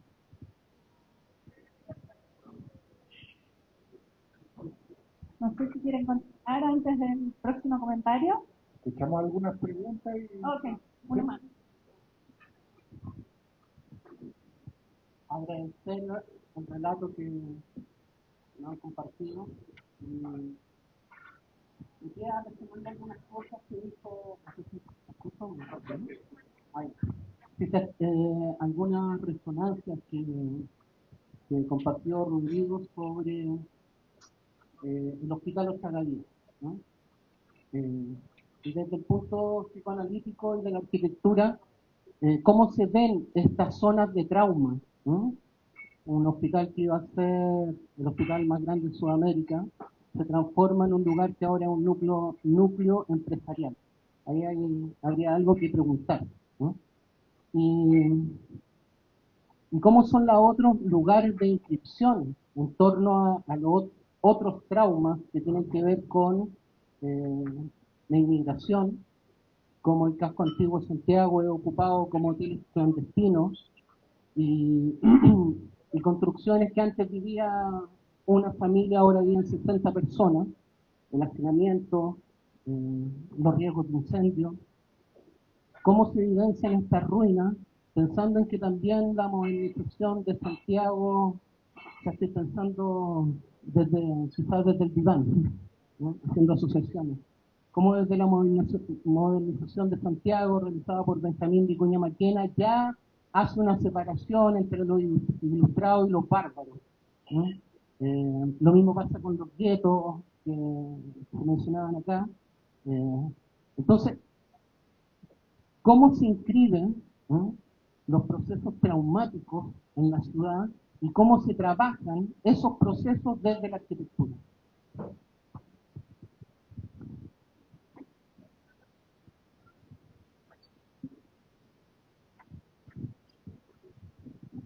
Tomamos un poco estas preguntas.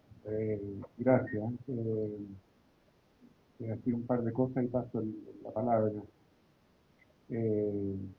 Pensaba, quizás juntando un poco estas dos últimas intervenciones, preguntas, cómo nos las vemos, cómo se las ven todos los ciudadanos con las angustias a las que la ciudad nos expone también, ¿no? La ciudad, una ciudad grande como esta, como diría Germán Bannen, decía, Santiago no es una ciudad, decía, son 32 ciudades y son todas muy distintas unas de otras. Y eso lo decía tanto por el hecho de que cada lugar puede ser más o menos autocontenido, ¿no? Y puede ocurrir toda la vida ahí, en algunas más que en otras, pero también por las diferencias y la segregación de la que estábamos hablando. Esta como megápolis nos expone a lo brutal también de lo humano y de la vida colectiva, ¿no? Y eso está expuesto en las calles, en los ejemplos que ustedes han dado, ¿eh? ¿Qué tipo de angustias son con las que nos encontramos ahí, ¿eh? Un concepto que me pareció como interesante hace un tiempo, Marc Augier, los arquitectos me ponen, ¿está bien? Marc Augier, de los no lugares, los no espacios. ¿Ah? ¿Antropólogo? Ah, perdón. Bueno, habla de los no lugares, que entiendo que es una referencia a aeropuertos, a carreteras, a lugares donde podría ser que uno tuviera la impresión de que ahí no va a pasar nada, que uno no va a vibrar, tomando vibrar es la palabra que tú estás, ¿no? Sin embargo, yo pienso que también pueden ser lugares, los supermercados, los moles, ejemplos como los que han dado ustedes también de cosas que pasan en la ciudad, no en lugares donde no nos pasa nada, donde nos pasa mucho. Lo que nos pasa es que nos ponemos con angustias que son más allá del miedo. Son angustias que en lenguaje psicoanalítico tendríamos que pensarlas como angustias primitivas, a lo que un recién nacido se expone cuando no hay un cuidador al lado y no saben cuánto rato más va a venir. Angustias que se llaman de fragmentación, de disolución. Sí, tienen unos nombres muy así rimbombantes en el psicoanálisis, pero que permiten entender momentos en los cuales nos sentimos muy mal, en que tal vez ni siquiera nos damos cuenta como que estoy sintiendo pena, rabia, sino que el cuerpo está como cortado, con náuseas, con ganas de vomitar, con el ímpetu de tener que irnos de ahí. ¿Ah? Entonces, eso también es parte de la ciudad. Tal vez nos lo ofrece, si es que lo miramos y abrimos nuestros ojos, a la conciencia de una manera también más directa que a través de otras vías. En un sentido no nos podemos escapar de los lugares por los que estamos transitando y donde vivimos. ¿Ah? Dejo ahí para pasar la palabra a mis compañeros. No, estaba pensando en algunas de las preguntas que hablaban, por ejemplo, de la complejidad quizás hoy día de vivir, entiendo que en la comuna de Santiago era la pregunta, ¿no? Con toda esta saturación de servicios producto de la llegada de nuevos habitantes. Hay que pensar que Santiago duplicó, casi triplicó su población en los últimos 20 años. Una cuestión impresionante. Llegó a tener 200 y tantos mil habitantes en su peor momento y hoy día es una de las comunas más grandes de Chile con más de 500.000 habitantes. Creo que el número está cerca ya de 600.000. Entonces, hay un tema. Primero, a nivel país, somos el país más urbanizado del mundo. En el 89 estamos casi en el 90% de Chile, es un país urbanizado. Por lo tanto, la carga que tienen los sectores urbanos es muy fuerte en nuestro país. Evidentemente la cantidad de inmigración que ha llegado en los últimos años, que viene básicamente a las urbes, ha puesto más presión sobre los espacios de educación, los espacios de salud, lugares que son fundamentales para la familia.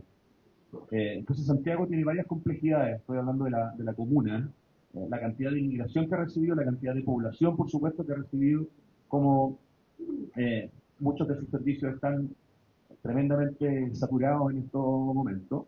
Y me ha tocado conversar con varias personas en la radio sobre el tema Santiago como comuna.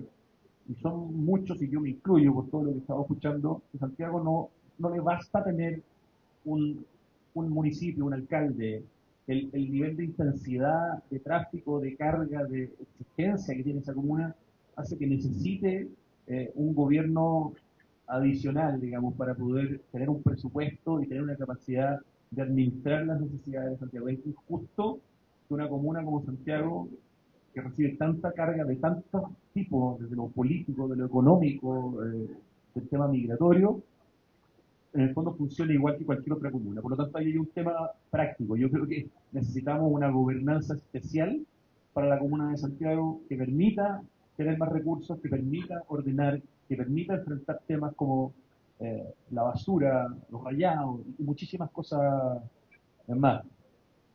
Y el otro punto respecto de cómo enfrentamos desde lo, no sé, psicológico, lo psiquiátrico o lo psíquico, el tema, digamos, de nuestro, no recuerdo el concepto que en el fondo, pero nuestros dolores, nuestro, no sé, el hospital más grande que no se hizo, nuestros terremotos.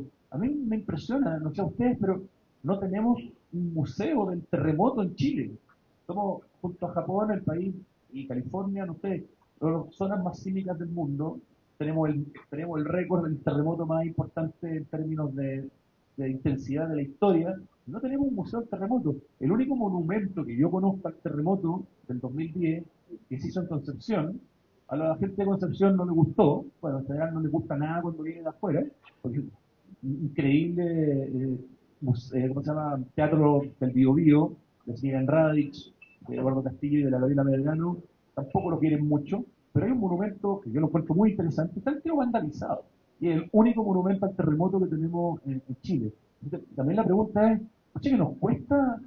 Tenemos un museo de la memoria que tiene que ver con toda la etapa de la dictadura. Bien, pero necesitamos muchos más museos que hablen de los dolores, porque es una forma de sanación, yo creo. O sea, para una persona que vivió las consecuencias de la dictadura con el exilio, con la tortura, con lo que sea, Probablemente el Museo de la Memoria es un lugar que lo acoge.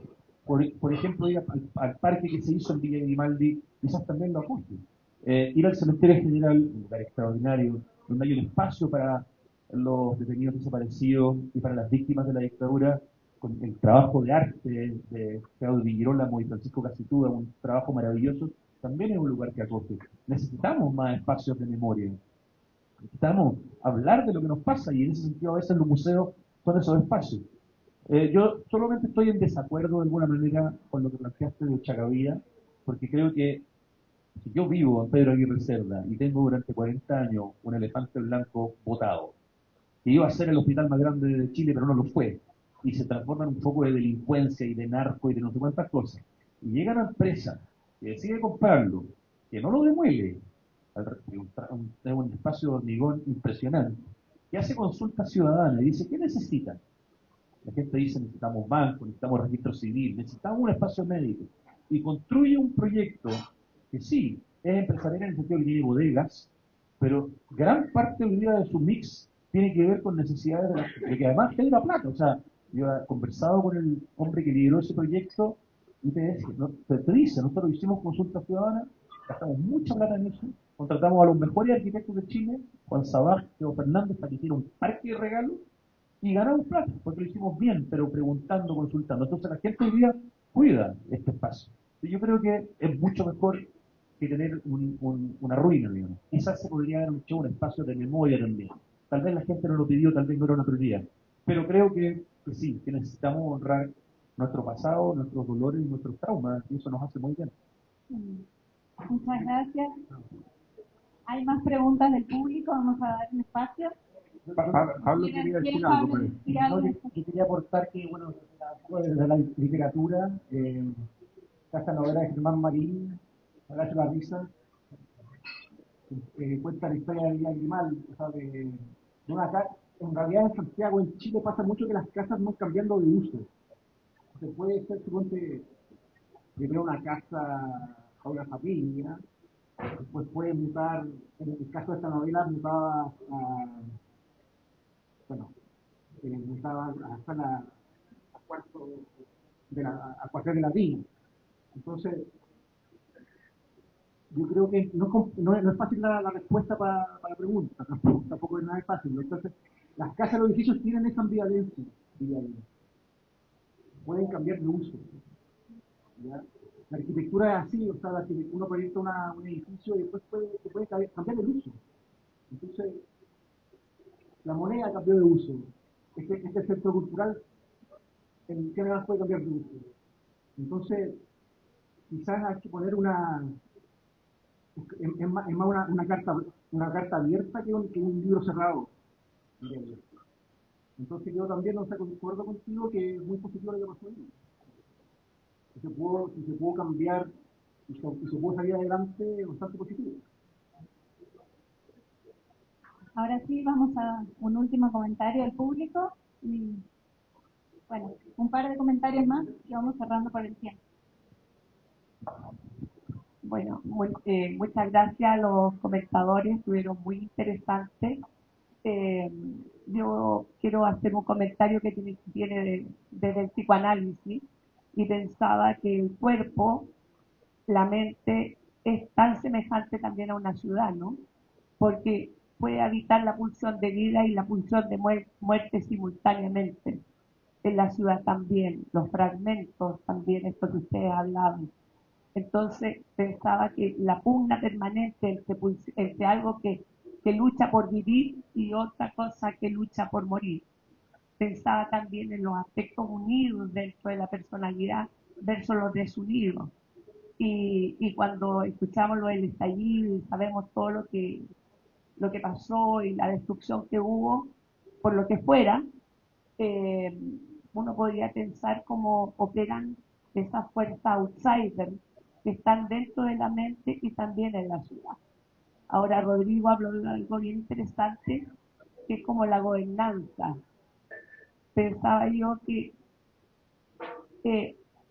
cuando viene un paciente o cuando uno va a un terapeuta, va porque tiene una dificultad, ¿no es cierto?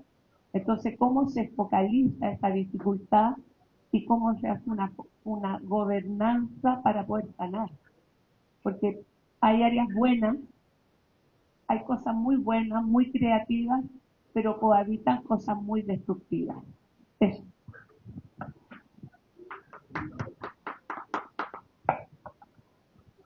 Buenas noches.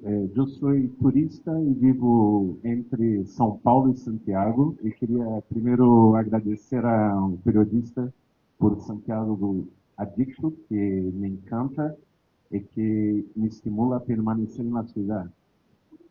O sea, hay una curiosidad que, contestando un poco la idea de la buena función de Winnicott, yo creo que Santiago es una ciudad patrilinear, no tiene función materna. Es una ciudad que no está abierta para acoger los extranjeros con mucha facilidad. O sea, los espacios de transición de la ciudad, yo vivo acá en Las Tareas, son espacios donde hago amistad con las personas que trabajan en el comercio, que son personas extranjeras.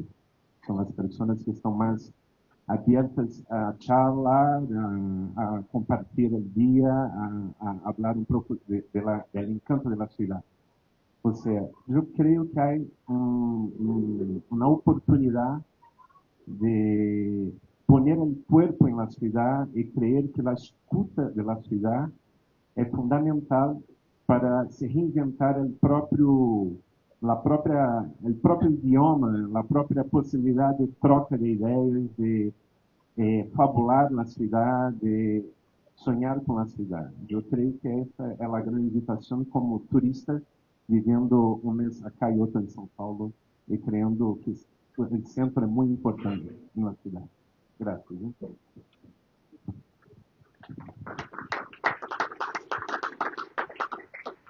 Hola, buenas noches. Les agradezco mucho a ustedes todos los comentarios. Yo quería comentar sobre dos cosas que ustedes tocaron profusamente, ¿no? Una cosa es la cordillera como eje estructurante, ¿ah? Como eje estructurante podría ser del cuerpo, de la mente y también de la ciudad. Nos indica dónde están los puntos cardinales, hacia dónde dirigirnos y hacia dónde nos ubica. Nos da señas de cómo movernos y de cómo interactuar con las diversas instancias que la ciudad tiene. Y en ese sentido es como el norte, el sur, no es lo que decía mi colega acá, prisión de vida, prisión de muerte, y nos da ese eje estructurante y la lateralidad que una ciudad necesita tanto. Por otra parte, yo pensé en el comentario acerca de los barrios y de cómo los barrios generan una fuerza y una dinámica colectiva y comunitaria de la que ustedes hablaron y que me parece tan importante. Cerca del Hospital Ochagavía, están nombrados acá, existen un par de poblaciones bien interesantes y son barrios como muy antiguos que han sobrevivido, que es como la población Chile, por ejemplo, la Villa de los Músicos, barrios que han perdurado, que tuvieron una función en un momento de ser barrios obreros, barrios que eran de los obreros de las firmas textiles más famosas de este país y que fueron construidas para sus trabajadores. Y esos barrios todavía perduran y tienen una dinámica como de solidaridad, de comunidad, de servicios a su alrededor bien notable. Y se nos olvidan, las perdemos, etcétera. Pero yo creo que estoy de acuerdo con que la vida en comunidad también es como si los fragmentos, si los pedazos segregados de los distintos estratos de la personalidad se pudieran unir y coexistir y comunicarse y funcionar unívocamente. Eso. Muchas gracias. Ahora sí, un último comentario y pasamos a los invitados. Bueno, primero quiero agradecer esta instancia a las futuras psicoanalistas del Barrio Floyd y a ustedes por un increíble conversatorio. Ha estado muy interesante. Yo me considero un fanático de Santiago. Creo que nos falta identidad, querer mucho más nuestra ciudad. A mí me da mucha envidia cuando escucho que algunas ciudades se comparan tan fácilmente como decir Buenos Aires, la ciudad de la furia, Roma, la ciudad eterna, París, la ciudad de las luces, etcétera. Hay miles de ejemplos que tienen ciudades que uno como cuando va a esa ciudad realmente se siente como en la ciudad de la furia, en el caso de Buenos Aires. Yo soy fanático del fútbol y veo cómo ellos vibran con esta y pueden tomar en la calle sin que nadie nos mire mal, ni nada por el estilo, o uno va a Roma y realmente se ve maravillado por esta magnitud increíble, celestial que tiene esta ciudad, incluso hasta Las Vegas con la ciudad del pecado. Entonces uno al tiro asocia algo y como que se arraiga eso. Yo sé que es muy difícil generar un eslogan, pero si ustedes y Santiago tuvieran que definirlo en pocas palabras o casi con un eslogan, ¿cuál sería?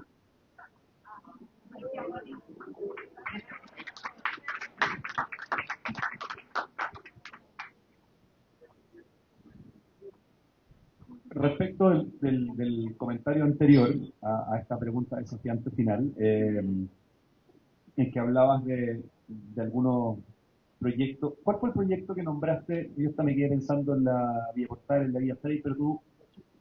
¿En? Ah, no, ya, ok, sí, en la población Chile, en el fondo, que está en la comuna de San Joaquín, donde están claro, la zona de los músicos, que son todas calles con nombres de músicos. Es increíble encontrarte con la calle Tchaikovsky, es una cuestión espectacular, son como 27 nombres de músicos. Bueno, ese es un proyecto efectivamente hecho desde una empresa manufacturera. No, ese lo hizo Odeón, espérate, no Ennio Odeón, RCA Víctor, claro, eso fue financiado por RCA Víctor, que hacía los tocadiscos y digamos, todo este mundo de la electrónica de hace 80, 100 años. Y es un proyecto tremendamente interesante que genera comunidad, la gente mantiene impecable sus casas, un vecindario fantástico. Y tenemos grandes ejemplos en Santiago de proyectos hechos con los fondos de las cajas de empleados públicos. Antes, hasta, digamos, los años 70, se usaba mucho que con los ahorros de las personas en las compañías donde trabajaban se generaba una jubilación, digamos, que permitía pagar el lugar donde tú vivías, ¿no? Que eran villas, y así se hace la Villa Portales, y se hace la Villa Frey, y se hacen tantas unidades vecinales, de tanta calidad de espacio público y habitacional. Cuando uno va a la Villa Portales y se mete y ve sus pasillos anchos, o sea, hay gente que estaciona la moto afuera del departamento, y una cuestión impresionante. Los departamentos son de muy buena factura. En la Villa Frey, para qué decir, el espacio público que tiene, el parque que tiene la Villa Frey. Pero lo interesante es que estos proyectos, si bien se dejaron de construir en los 70, en los 80, en los 90, de alguna manera y con ciertas limitaciones, y eso era la nota optimista que te quería dar, se están retomando. Hay un ejemplo concreto que tiene que ver con los Juegos Panamericanos y Panamericanos en la Villa Panamericana, que está en Cerrillo, que es un proyecto de, bueno, son 16, 17, 15 edificios, son más de 1000 departamentos. Es un proyecto de S19, significa de integración social, por lo tanto hay algunos que son comprados con subsidio y otros que son directamente con subsidio, digamos, y se mezcla gente de clase media con gente de clase media baja, integración social, con una factura arquitectónica muy notable. Eso es un proyecto de Móvil Arquitecto y Francisco Izquierdo, estos son temas nerds que me interesan a mí, pero tiene espacio público de calidad, tiene arte público, tiene escultura de Francisco Casituda pintada por la Ángela Leile, maravillosa. Todo esto estamos hablando de la comuna de Cerrillo. Está al lado del metro Cerrillo, está al lado del Parque Bicentenario de Cerrillo, que es gigantesco y maravilloso. Tiene espacios en los edificios donde se van a poner locales con servicios y con productos para que tú puedas comprar el pan. O sea, imita de alguna manera el modelo de la Villa Portales y de la Villa Frey y de distintos espacios de los que estamos hablando, y eso ocurre hoy día en Santiago. Van a Cerrillo y van a la Villa Panamericana. Los que fueron a Lollapalooza los últimos 2 años estuvimos al lado de la Villa Panamericana. Entonces, se están haciendo proyectos, no tantos, pero sobre todo los de integración social, de muy buena calidad de arquitectura, de espacio público. Los departamentos hoy día son departamentos que ya se acercan a los 70 metros cuadrados. Antes la vivienda social era de 40 metros cuadrados. Sí, claro, tenemos un problema de déficit habitacional, pero tenemos hoy día ya una convicción a nivel transversal de que la solución de vivienda se hace con ciudad, no se hace en Bajos de Mena, en un lugar donde no hay nada. No había ni comisaría cuando llegó la gente a vivir a Bajos de Mena, eran 200.000 personas viviendo en un lugar donde no había nada. Entonces, eso no era una forma de hacer ciudad, eso era una forma de llamar al narco para que se apoderara de todos esos cabros jóvenes que estaban ahí sin tener muchas alternativas. Así que hay patria, ciudadanos, hay ejemplos buenos que se están haciendo hoy día y tenemos un pasado fantástico, cercano, y ese espíritu creo que tenemos que recogerlo. Y respecto, por lo menos, de tu pregunta, para mí, no sé cuál es la palabra exacta, pero para mí esta es la ciudad con la geografía más alucinante del mundo. No hay una metrópolis, salvo Teherán, pero no la conozco, solo la he visto en fotos, que se pueda comparar a la geografía que rodea Santiago. El hecho que de la plaza de armas tú puedas ver casi todos los días del año, salvo cuando hay demasiados nombres, puedas ver el plomo con 5.424 metros y que el plomo sea el lugar fundamental para los incas, donde fueron capaces de vivir desde Cusco para traer a ese niño y sacrificarlo en la cima del Cerro del Plomo, es que es un Apu Guamani, no es solamente una montaña gigante, sino que es un lugar sagrado. Por lo tanto, nuestra geografía, nuestra cordillera, nuestra precordillera, nuestros 26 cerros islas, desde el Cerro Santa Lucía a los demás, esa geografía que tiene Santiago, que tiene que ver con lo volcánico, de que en el fondo estamos sobre un terreno que son 400 metros de lava que se endureció, eso es lo más impresionante que tiene Santiago, y creo que la ciudad de la geografía, por decirlo de alguna forma. Concuerdo. No concuerdo full, porque es ciudad geográfica. Una ciudad vibrante. Ciudad vibrante.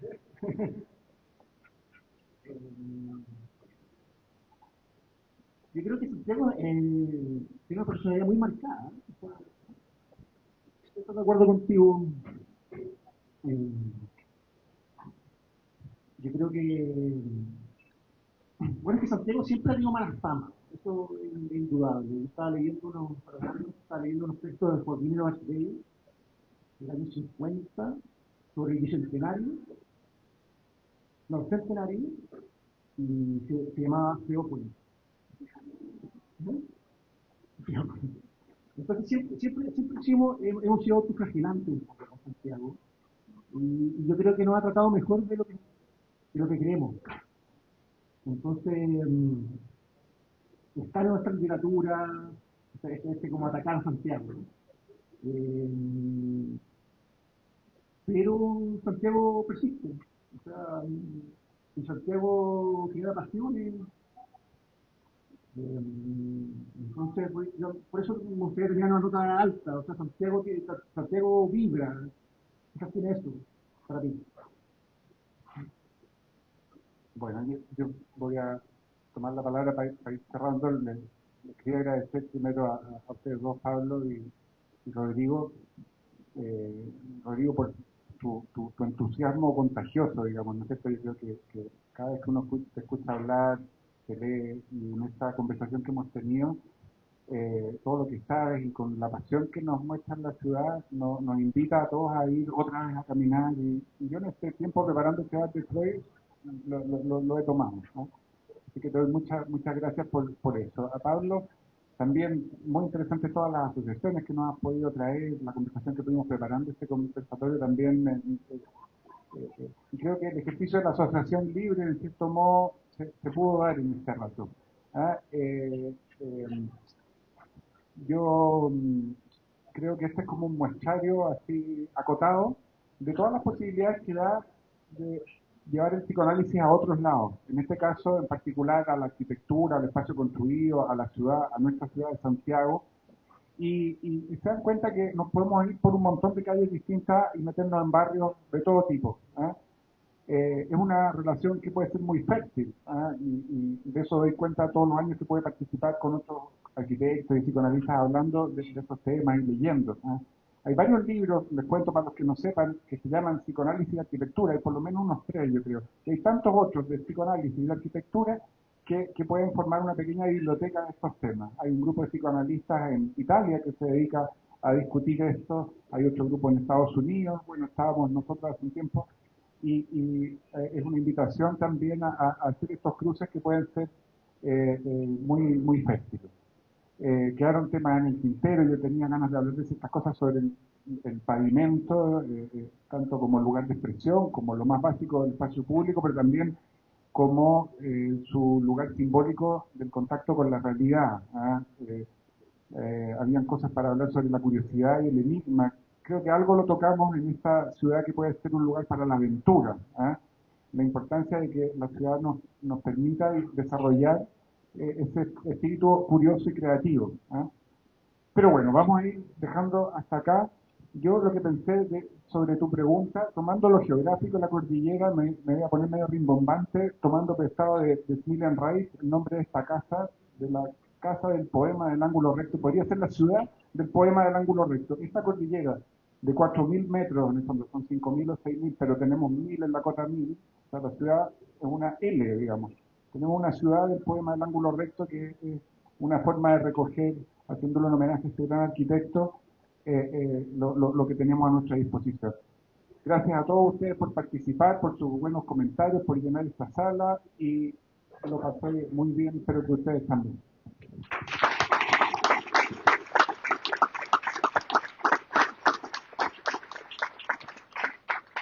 Muchas gracias nuevamente a los asistentes, al comité del bar de Freud y también al bar El Vasco que nos acogió aquí en el GAM, a los miembros de nuestra asociación que nos acompañan y, por último, y muy importante, a ustedes, los invitados que nos invitaron a pensar, a compartir, a sentir y, bueno, quizás tenemos más tiempo en otra oportunidad.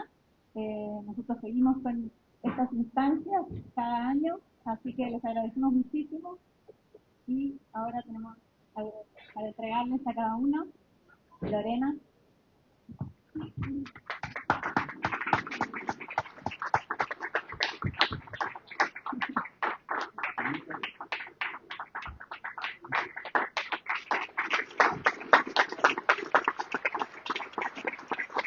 Muchas gracias a todo el equipo y bueno, vamos por cerrar esta noche espectacular.